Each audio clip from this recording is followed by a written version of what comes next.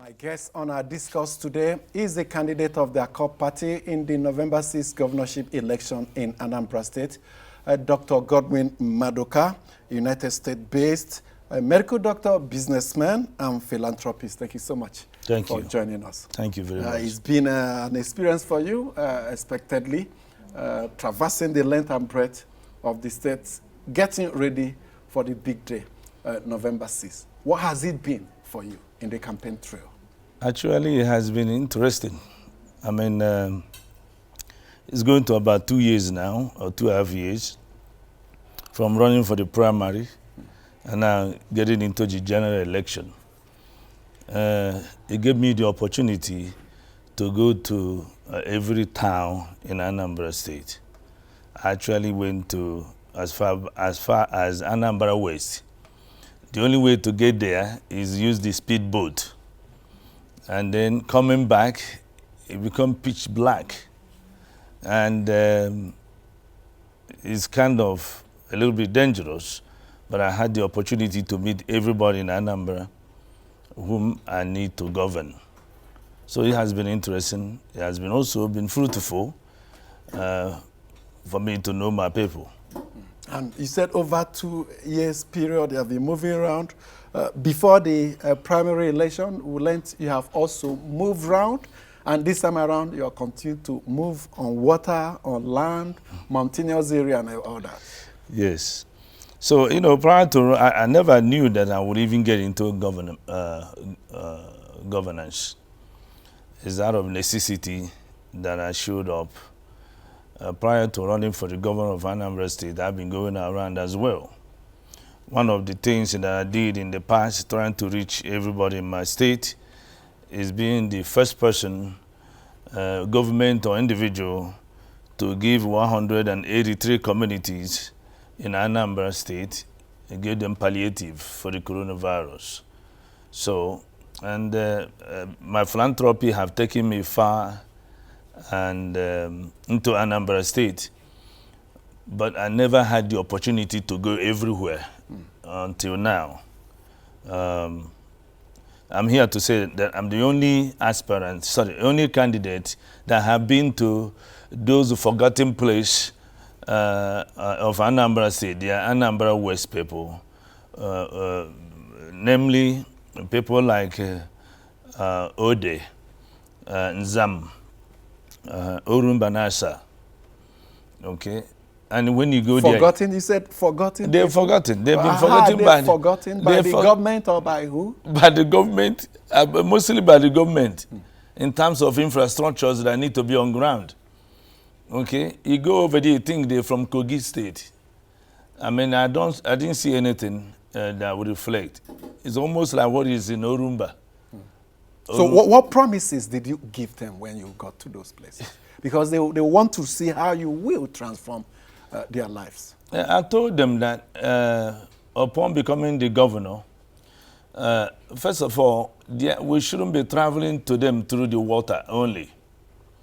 We should make sure that they have motorable roads all the way to their place. I went to a church there, and the church have no roof, and they were actually they actually do their service under the deck. You can see the water on top of the seats. Okay, that's what you see. On coming to Nzam, you cannot, even if you come from the water, you won't be able to get to them. So I had to use Okada. And I thought they were joking. But eventually, we all had to get... In present day, you have to access some communities in Anambra on motorbikes? No, motorbike, we had to get there. Okay? Now, I don't understand. Even if we don't have road all the way from the main Anambra to them, but what about the road from the river to their homes? Those people should be angry. Okay? They should be angry. Look at me on the motorbike. Okay? It wasn't a showcase. That's what people will say, oh, the politicians are here again. They want to steal the show while it lasts. How genuine is that? Is it for photo opportunity or to really reach the people? God Almighty knows that I never want to be on a motorbike. I never wanted to be on a speedboat. Okay?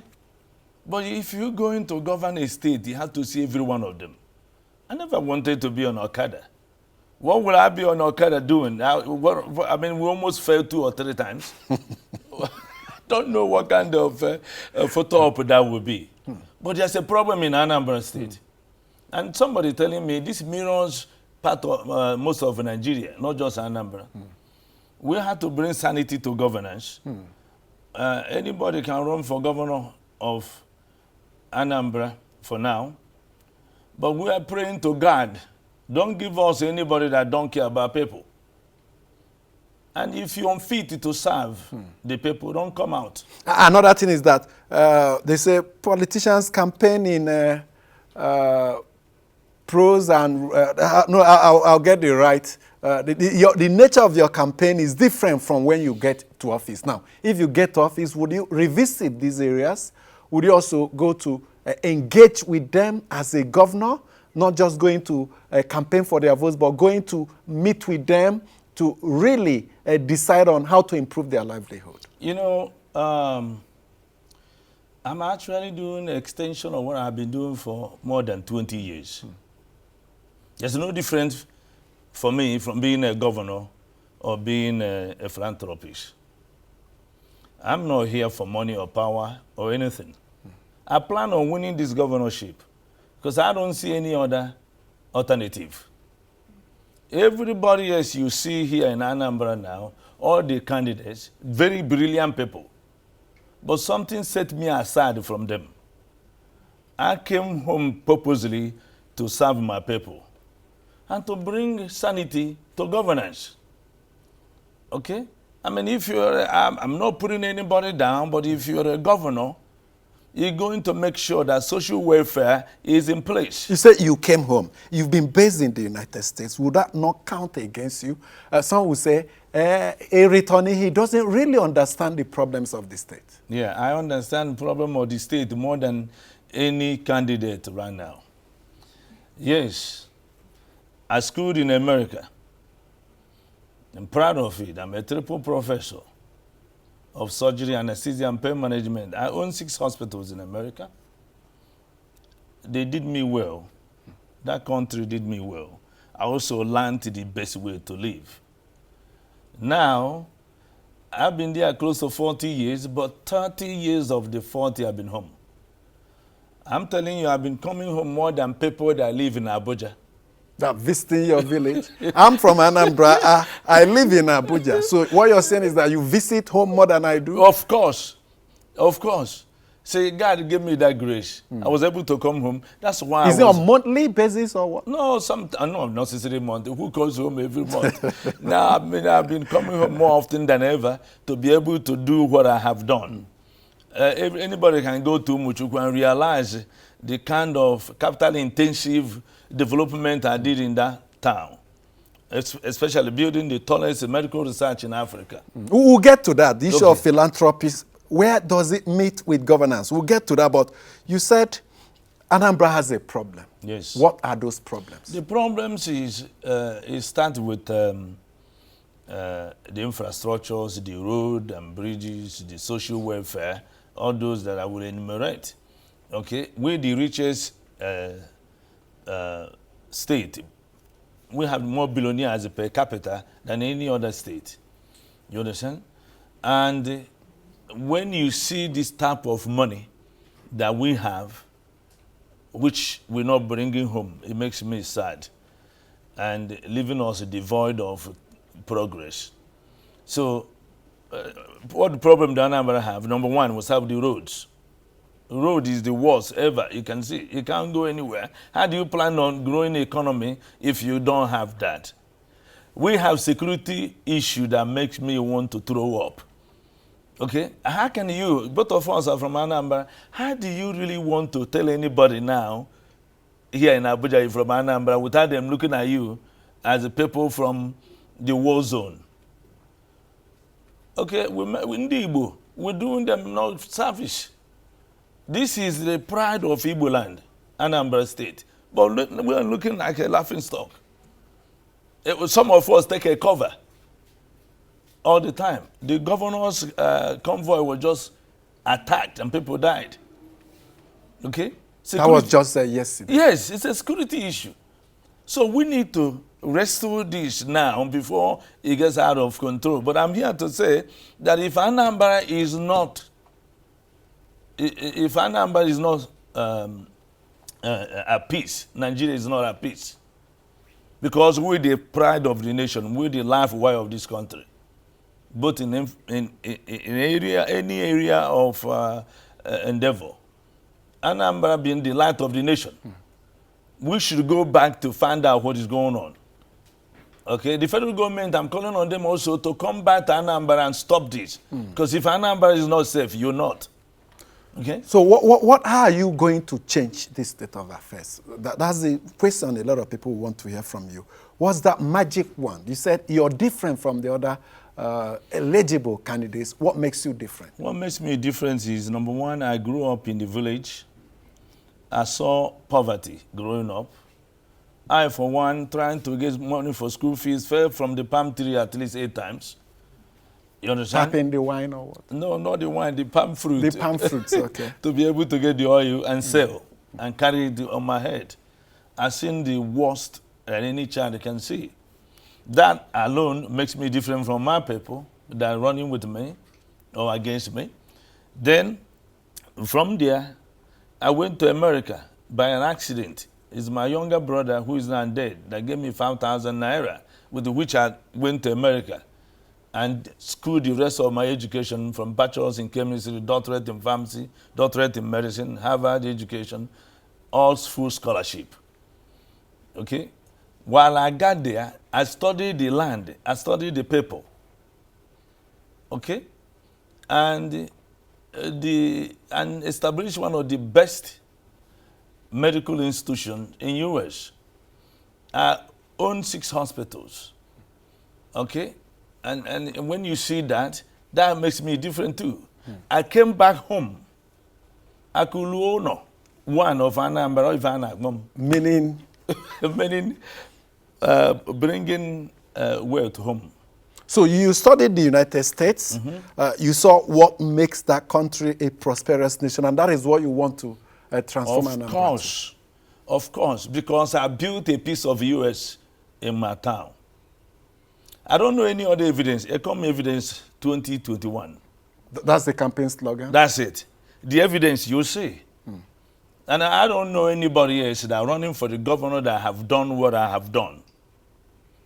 Overseas and home. And some will say, yes, we'll show clips of what you have done very soon. But some will say, you did as a private individual. That is different from public sector. You took the decision alone, perhaps consulting community members, but you have a political party to contend with. You have a House of Assembly to contend with. You have the other interest groups within the state. So it's a different scenario. Well, I can tell you that even in Anambra State, building that city called Umuchukwu, you have a lot of people to contend with. You have to deal with the community. So it's a miniature. It's a miniature of the government. Now, it's even more difficult. Okay? I hope that House of Assembly are well-meaning people who want things to go well. There won't be any politics in the governance that I'll be part of. I will tell them what we need to do. That is your hope, that they will be focused on development, but they are politicians. They always play politics. Yes, but I am a different I'll be a different kind of politician and a different kind of governorship. You understand? A different kind of governor. I will give the people of Anambra what they need. I will have town hall meetings. I will even bring individuals from everywhere to get involved. These people that will be a stumbling block, they won't be. I will go to them and talk to them and say, this is what we need to do. Okay? Because there's their need for everybody to get together and change the Anambra. In the next 4 years, you will see. What I've done in my town, working in Anambra as a governor will be a walk in the park. Don't forget that I told in Anambra I don't need to be paid. I don't need to be paid. I didn't come back home to get paid to be a governor. So if you win, you won't draw salaries and allowances? Well, why would I do that? I don't need it. I don't need it. We just need to work and make sure that things are okay. In terms of if I can mirror what I did in my town to what I mirror in the Aguaca. Also think about what I've done in US. I'm a leader in pain medicine and in business. If you run Anambra that way, people will be happy. Things will be okay. Because I don't know anybody in Anambra now that don't want security. I don't know anybody else in Anambra now, whether you House of Assembly or whatever, that don't want good roads. I don't know anybody in Anambra that don't want good health. You understand? All those things I have done, and I'm bringing it on board. So I'm not worried what happens. For example, even what is happening in security now, because that's what I'm going to attack first on. That's the priority? It's a priority. I have consulted the anti-terrorist, Dr. Joseph. I just call him Dr. Joseph. Anambra owned too, based in UK. I have consulted with him. I have done some consults with other folks, so that upon assuming the office, we arrest that situation head on. We will also bring them to table. In what specific ways will you do this? Do what? This improving on the security. Apart from the consultations, what are the practical steps you will? Well, the practical thing is, I have told people, the first thing that we really need to do is call on the federal government to assist us, okay, while we're rebuilding our infrastructure for the security. You had to do that. You understand?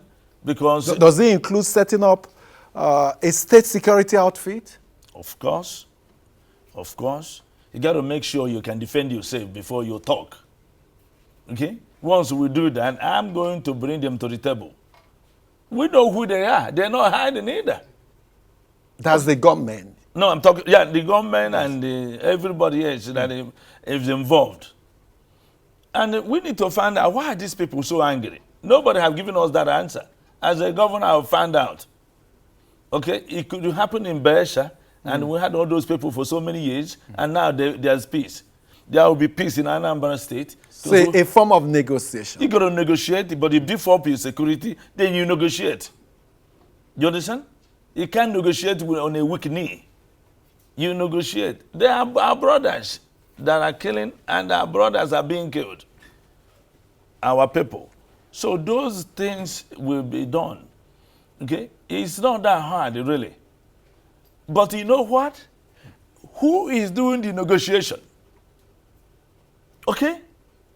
Now, if you find somebody who have no, who is indifferent to the suffering of Ndi Anambra, they will throw as what on you. You have to get a man who they will believe that I'm here for peace and for the well-being of Ndi Anambra. You understand? They're not looking for me. Because I want to be able to answer them and make sure they're happy. Okay, talking of well-being of the people, you also mentioned what you have done in your community, Umuchukwu rather. Let's take this break to have us, enable us have a view of it, and when we come back, we'll tax him more on his agenda for state. Do stay.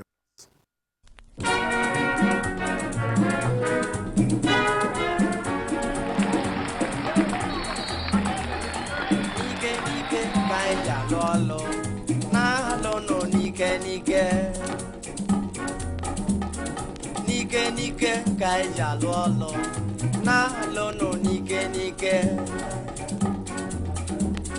loba loba loba loba loba loba loba nike kaija lolo na lono nike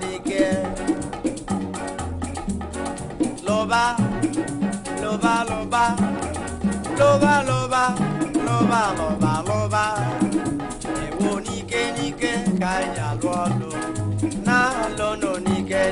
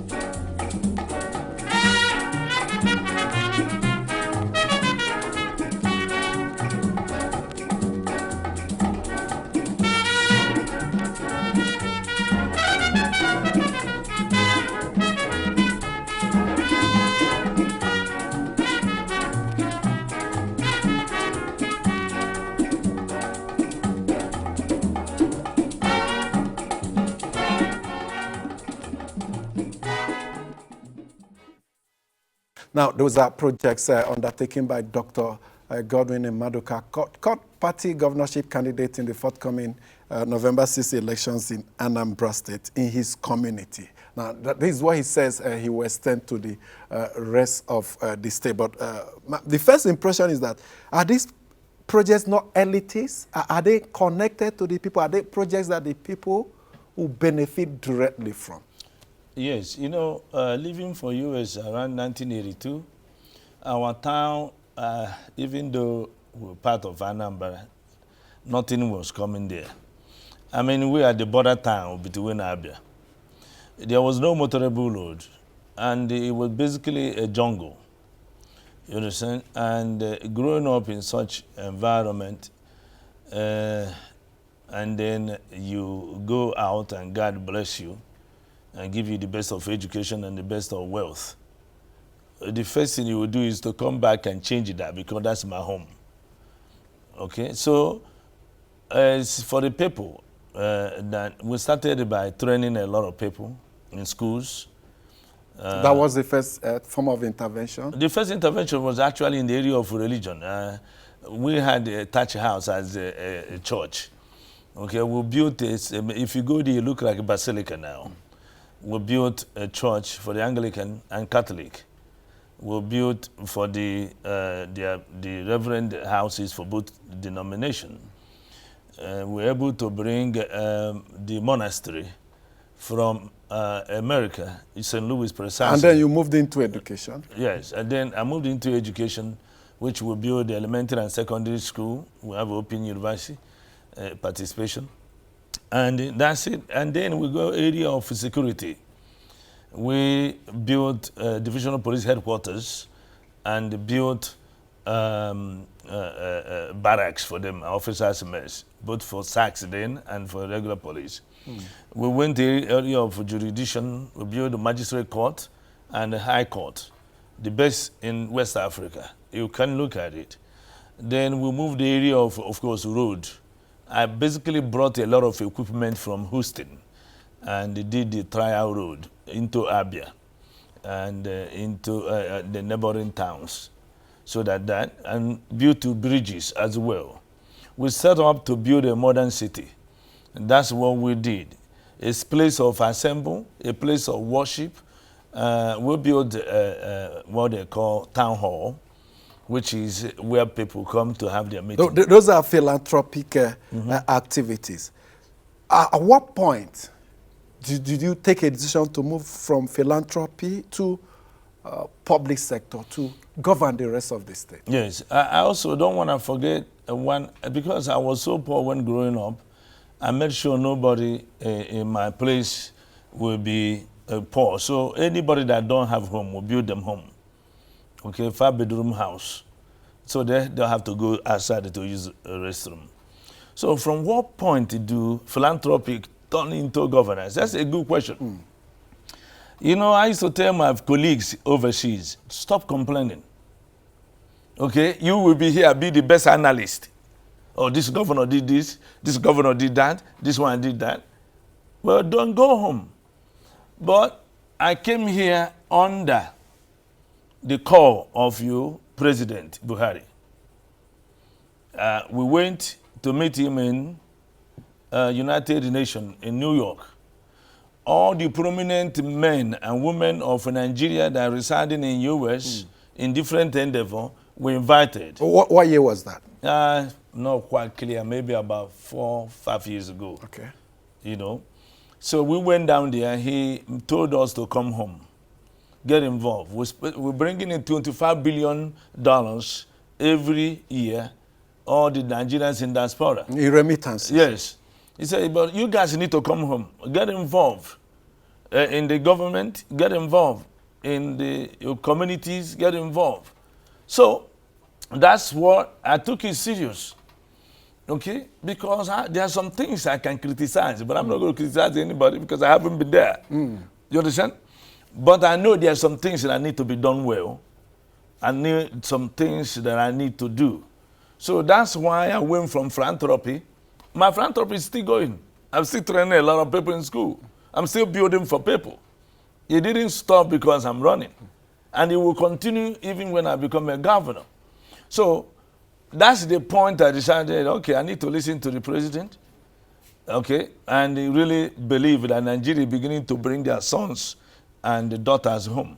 And one of the main things is, if I'm going to reverse medical tourism, going to India, America, UK, I need to be home. That's why I built that research building. It took me 15 years to build. That's the tallest building? The tallest medical building in Africa. The tallest building in Igbo land. Tallest building south to southeast. What's going on inside those buildings? Yeah, now we're perfecting it. Okay, I'm going to put aside. Is it operational now? Not yet, not yet. But I built another hospital already that is operational. I built, this is going to be a research and a teaching and dealing with oncology, dealing with cardiovascular diseases, men ICU, orthopedic transplant. That's my dream. Somebody got to do that. But anyway, so that's the point I decided, you know, to do this, I need to actually get involved with governance, okay, and showcase what I can do. What the world, I've seen what I've done. They've seen what I've done in America. They know I am real. We'll get to the U.S., what you're doing in U.S. presently. But some will say, is there any need to move from philanthropy to governance? After all, one of the biggest or richest men on earth, Bill Gates, has remained a philanthropist, and he has never wanted to move into the murky waters of politics. But I can tell you, if Bill Gates is from Anambra State, he will run for the governor.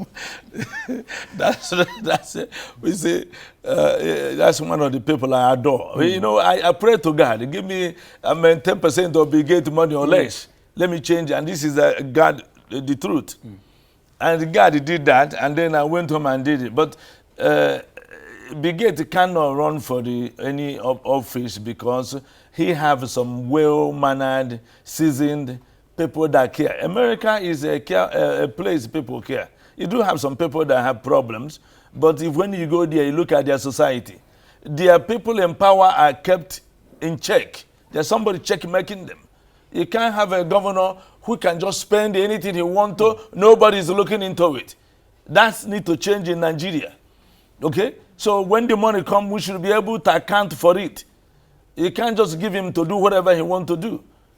You can't have, for example, local government. There's no local government election. That's how you help the people. For years now. For years. What kind of government? That's why I'm here. Almost 2 decades. What are you telling me? That's why I'm here. It shouldn't happen. So you're making a promise that what time frame will you organize local council elections? 6 months into being your governor, we'll have that. Because that's the people I will use to develop everything. The roads and bridges within that places. Somebody has to do it. We have people that keep in check of those chairmen. Okay?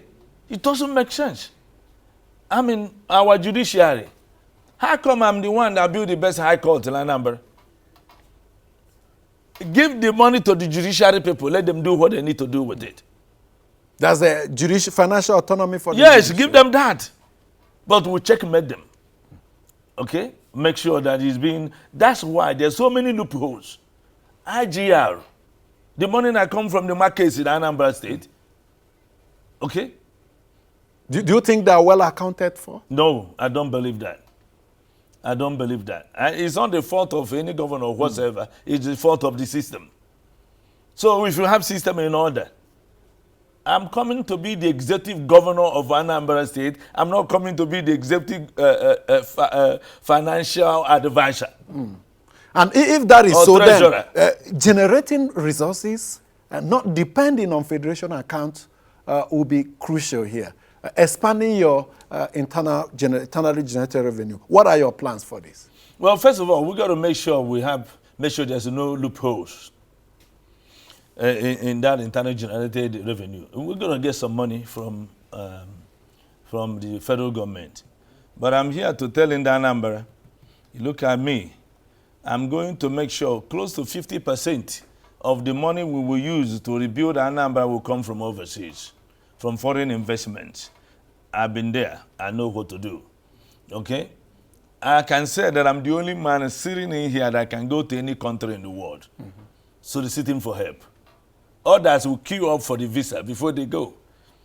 I am for real. And for that reason, everything will be okay. How are you going to get these foreign investments and interventions in Anambra State? Could you be more specific? Well, first of all, I can just give you now. I live in Las Vegas. You know, prior to trying to run for the governor, I had to consult with so many people. You understand?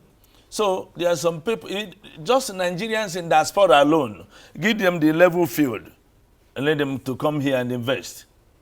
You understand? I will promise them that I will make sure the investment is okay. Nobody will touch it. Just our people. The other foreign people, the area of tourism, I'm going to change Obaru and Nzam, or that in Anambra West, to a tourist center. You understand? There are some nice hotels that you will build, that people will come. There are so many things that we will put in there, just like, for example, in the area of medicine, okay? When the time comes, we're going to get all these expatriates that will be coming here to work, okay? And you know the kind of money we will save when people start coming to Anambra State to come for their health. Billions of dollars. You said you have 6 hospitals in the United States. Yes. And there are pictures and visuals of those hospitals. My idea is that you make health a priority in Anambra State. Yes, you have said you have built hospitals, built medical research center, but how can you transform that? Because some people are even wondering, all this money you're throwing around, are they genuinely made? You see hospitals, are they enough to generate the funds to do all this? One hospital can generate more than, but what about 6? And 6 hospitals. Okay, there's no Anambra person going to that hospital. It's all, you have to build a standard hospital and the people will visit it. You know, and it's world standard hospitals. So yes, they're enough to generate my own quota of what I need to do. Okay, one hospital alone can do a lot, but when you have 6 of them, so I do medical business. Or in Houston, Texas, or spread across? Oh no, it's Las Vegas and Southern Nevada. Okay, where I live. I live in Las Vegas. I own Las Vegas Penn Institute and Medical Center, and it's all inclusive medical center. How would you replicate that in Anambra State to prevent and discourage medical tourism? Because we are losing billions. Yes, we're losing a lot of people. You see, what I have is in my brain. I'm the one that built them, designed them, get an architect to put it in a paper. Some of them I bought the building and changed it in there. Okay, and it's easy to do that here. But instead of, I already built one in our town that replicated one of them already, which I donated to the community, but it's being managed by the Bishop, the Diocese of Ekulobia. Catholic, so, that's Anglican diocese? No, the Catholic diocese. Okay. That managing it, but it's for both Anglican and Catholic. Okay. Everything I do in my town is for both. I do not discriminate. Okay. Okay. So having that hospitals in America and managing them for close to 20 years or more now, okay, had made me a successful medical businessman internationally. Now, I come over here. I came to Nigeria and duplicated one of them already. But I can't just keep sitting in there. I need to go further up. I don't want people being airlifted from Nigeria to overseas. We should be a self-sufficient country. There's no reason why at this age in time that Nigeria cannot be able to defend themselves, take care of themselves, be a nation, the largest black nation in the world. What are we telling our black counterparts all over the world? That we're not fit? There's no problem with our How will you rate your chances in a court party relatively unknown in Anambra State? First, you started with PDP. You were unsuccessful in the primaries. Then, how will you rate your chances in a court party? Thank you. I started with PDP. The people of that party saw who I am and what I can do. You understand? You know, people should... Unfortunately, they didn't settle for you. Well, they settled for me, the masses. But those people that call themselves super delegates, they are sending the clock backwards. You see a man that you know he can do more than you to bring the progress for our people, both in Anambra and the whole of Nigeria. And they go over there and get a group of people, which I think is unlawful. You understand? To call, there's no super delegate in any Nigerian constitution. Good enough. The amendment of the Electoral Act by the Senate has prescribed direct primaries. The members of the party going ahead to elect their candidates, no super delegate, no statutory delegates anymore. So all I know is that the majority of the people who were voting me, they was ready. So if it were the members of the party voting, you think we would have won? I would have won 82%, landslide. I went everywhere. I'm telling you, losing sleep, talking to people. They hear me, they look at me, they know I'm real. So some also accuse us of also trying to buy the people with cash it's not buying the people. The problem they have is I'm a philanthropist. You understand? I don't have to buy anybody. I'm a philanthropist. You can't expect to give somebody 3,000 to come and see you. That wouldn't buy the fuel. You understand? And let me tell you something. Most of those people use that to take care of their needs. That's intra-party affair. So whatever, some people were trying to buy people. I was just using it as an extension of my philanthropy. So when everybody's giving 3,000, sometimes I give 53,000 and said, well, 3,000 for whatever the party wants you to do. But me, Dr. Maduka, I'm going to give you 50,000. You're going to use it to help your children. You're going to give it to patch a leaking roof. You're going to use it to pay rent. So I spent a lot of money in PDP. At the end of the day, they selected whoever they want to select. Selected or elected? There was no election. They selected. That's fine. But right now, today, we know that all the three major parties have issues because they need to go back to school and learn how to do politics and democracy. I think they are flunking it. You understand? You shouldn't take your personal desire and make it that of everybody else. So now I left and went and called the party, number one party in the ballot paper. Okay? That's why I went there. Now, the people of Anambra... Is that why you chose Accord? Is it because it's number one on the ballot? I'm just going to be honest with you. They're called Oneness and Progress. Oneness and Progress. Okay? Now, Oneness and Progress can even extend beyond Anambra State. We are one black nation, and we need progress. That's one. So I looked into the party, and realized they don't have issues. I had other little parties that I got as well, but towards the end, I made a decision to go Accord. Now, the people of Anambra are not voting for parties anymore. They're voting for individuals. And let me use the opportunity to say something that has been eluding me so many years. Anambra State has been having rotation, just like Enugu State we're doing. That, like a lot of states. That's zoning of the thing. So it's zoned from the central have gone, the north have gone, now is the south. So anybody that running for the governor of Anambra State from outside south, I think you already lost. Because the people of Anambra, they won't vote for you. Because if you don't do it, causing a coerce and causing problem in Anambra. The argument is that after it has gone round, it can start from any other place to go around again. No, the thing is, after it has gone round, the communities and the elders and every well-meaning people of Anambra State will get together and see, should we continue the rotation or not? Okay? But the only time you will elude the south is if you don't have people like Okosis Orumba in there. That's me, by the way. That's your... So that's the only time he will say that we're not going to be using anybody. But this is ours. This is our mandate. Selling Accord Party, okay, you said it's not about the candidate party now, it's about the candidate. So you're selling yourself. Yes, because you need the party as the vehicle. Yes. So how are you selling it and how do you rate your chances? I'm selling it heavily, but power comes from above.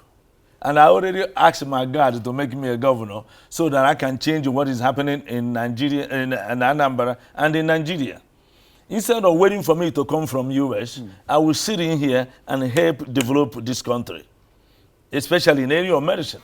So my chances is very high because PDP made me popular. They really did. I repute that party. Okay? There was so much enthusiasm all over the state. So they made me popular already. Now, because we're saying that it's not necessarily a party you vote for, but you have to have a party that is in harmony. Nobody suing within the Accord party. Every other party, they suing each other. Frankly, so Accord party not involved in any? No, we don't have issues. The national chairman is an excellent man. The state chairman is very good. The people of Anambra are adopting Accord party right now. They will deliver me to be the next governor of Anambra State. Okay, that's the hope. Or should it go beyond hope? No, I mean, there's hope with evidence. Okay? Okay, matching hope with evidence. I wonder if we do the combination, what it will lead to. But we'll have to say thank you to you, Dr. Godwin Maduka, Accord Party governorship candidate in the forthcoming election in Anambra State. Wish you well. Thank you. And of course, as you go into the remaining days and weeks for the campaign. Thank you, sir. Thank you for having me. What message for the people of Anambra in 30 seconds? Oh, thank you. Ndi Anambra, I'm your son. And I didn't come home for money, power, or wealth. I came home because I want to serve our people. Ndi Bana, so onye njemje ka onye isi awo marive. Okay? Ndi Anambra, vote on in. You vote I'm going to use all my God-given talent, education, money, and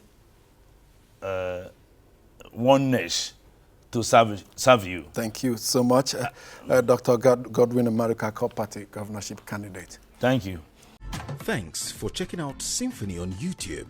Please be sure to subscribe and like our videos for updates.